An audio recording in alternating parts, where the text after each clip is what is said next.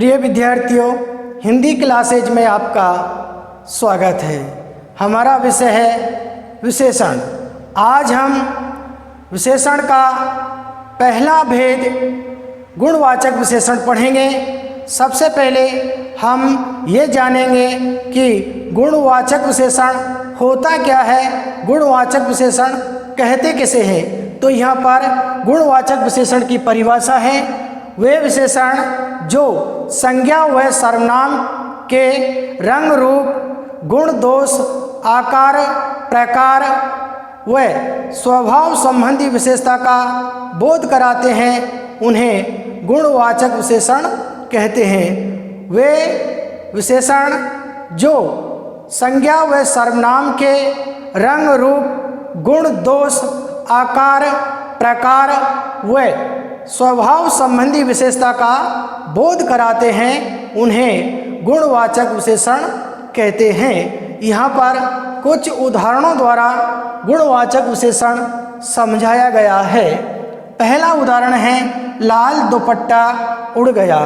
लाल दुपट्टा उड़ गया, तो लाल यहाँ पर विशेषण है और दुपट्टा यहाँ पर संज्ञा शब्द है, यानी कि संज्ञा की विशेषता बताई गई है कि यह दुपट्टा जो संज्ञा शब्द है वो किस रंग का है, इसकी विशेषता क्या है। तो ये लाल रंग का है, तो लाल ये इसका क्या हुआ, विशेषण हुआ, विशेषता हुई, और दुपट्टा यहाँ पर संज्ञा शब्द हुआ।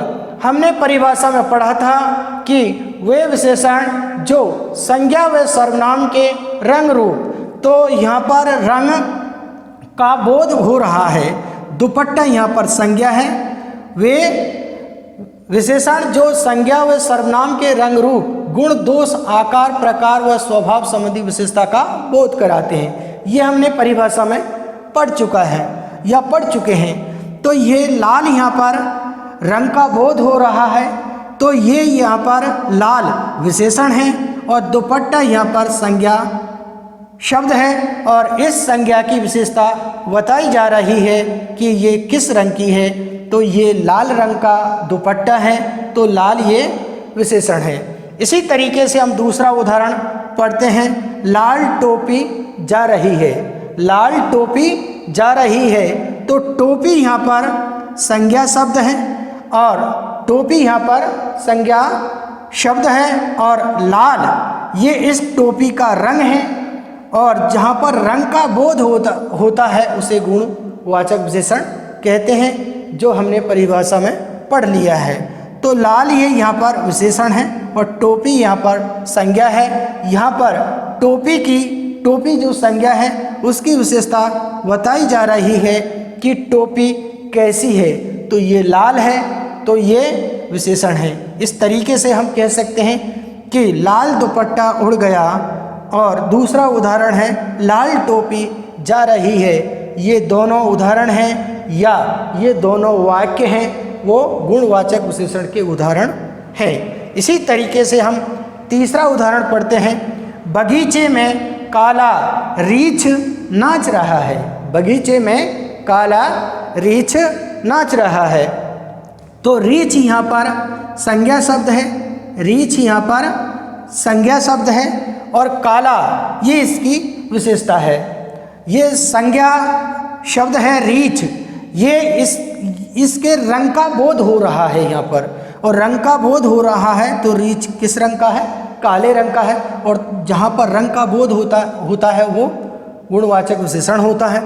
तो यहाँ पर रीछ का रंग बताया गया है कि रीछ किस तरीके का है, कैसा है। तो ये रीछ काला है, तो काला ये इसका विशेषण है या काला इसकी विशेषता है, इसलिए यहाँ पर रीछ की विशेषता बताई जा रही है। इसलिए हम कह सकते हैं कि बगीचे में काला रीछ नाच रहा है, ये वाक्य है वो गुणवाचक विशेषण का है। इसी तरीके से हम चौथा उदाहरण पढ़ते हैं, आम खट्टे हैं। आम खट्टे हैं, आम यहाँ पर संज्ञा शब्द है, आम यहाँ पर संज्ञा शब्द है, और खट्टे यहाँ पर क्या है, खट्टे यहाँ पर क्या है, ये दोष है।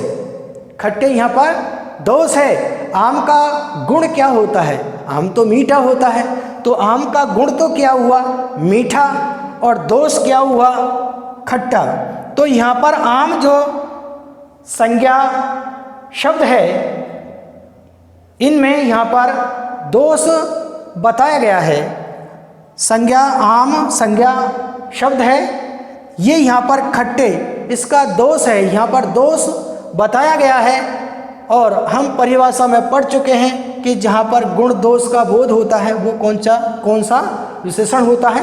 गुणवाचक विशेषण होता है। तो आम खट्टे हैं, ये खट्टे शब्द है, ये यहाँ पर आम का दोष है, और ये आम यहाँ पर संज्ञा शब्द है, और इस संज्ञा शब्द का दोष बताया जा रहा है कि ये खट्टे हैं, इसलिए हम कह सकते हैं कि आम खट्टे हैं, ये वाक्य है, या खट्टे शब्द है वो गुणवाचक विशेषण है। इसी तरीके से हम 5वां उदाहरण पढ़ते हैं। धरती गोल है। धरती गोल है। धरती कैसी है? गोल है। तो धरती यहाँ पर क्या है? संज्ञा शब्द है, और इस संज्ञा शब्द की विशेषता क्या बताई जा रही है कि ये क्या है? गोल है। तो गोल हम पढ़ चुके हैं कि जहाँ पर आकार प्रकार का बोध होता है वहाँ पर गुणवाचक विशेषण होता है। तो यहाँ पर धरती गोल है, ये धरती का आकार बताया जा रहा है कि धरती कैसी है? तो धरती गोल है। तो गोल यहाँ पर आकार है, इसलिए यहाँ पर धरती जो संज्ञा है उसका आकार का बोध हो रहा है, या यहाँ पर धरती जो संज्ञा शब्द है उसका आकार यहाँ पर बताया जा रहा है। इसलिए हम कह सकते हैं कि गोल जो शब्द है वो गुणवाचक विशेषण है, और धरती गोल है ये गुणवाचक विशेषण का उदाहरण है। इसी तरीके से हम पढ़ते हैं 6ठा उदाहरण। पानी गर्म है। पानी गर्म है। आपने ध्यान दिया होगा इसमें ये स्वभाव शब्द आता है। स्वभाव का अर्थ होता है जिसे हम स्पर्श करके पता लगाते हैं कि ये गर्म है या ठंडा है, तो वो होता है स्वभाव। तो यहाँ पर पानी गर्म है। पानी कैसा है? गर्म है। या पानी ठंडा है। तो हम इसका पता कैसे लगाएंगे? स्पर्श करके हम स्पर्श करके इसका पता लगाएंगे, तो हमें इस पानी के स्वभाव का पता चलेगा कि ये पानी कैसा है। इसलिए हम कह सकते हैं कि गर्म शब्द है वो गुणवाचक विशेषण है।